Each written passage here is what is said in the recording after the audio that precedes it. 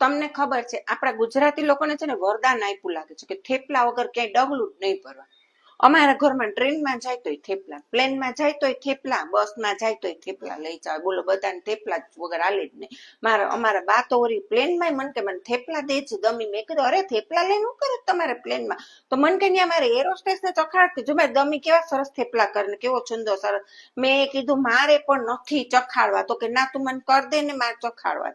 બધી જગ્યાએ થેપલા. અમારા ઘરમાં તો ડગલું જ ન ભરાય. બારગામ જાવ એટલે થેપલા વગર ડગલું ન ભરાય. બોલો, હમણાં તો અમે સિમલા ગયા હતા ને ફરવા, તોય ત્યાં અમારા બા ઓલાવને કે બેન થેપલા કરી દે ને ભાઈ, સવાર નાસ્તામાં 8 દિવસથી અમે થેપલા નથી ખાધા.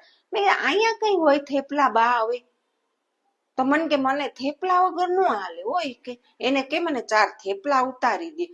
મને કે તું શીખાડી આવજા અંદર જઈને. બોલો, આવું હતું હશે ક્યાંય?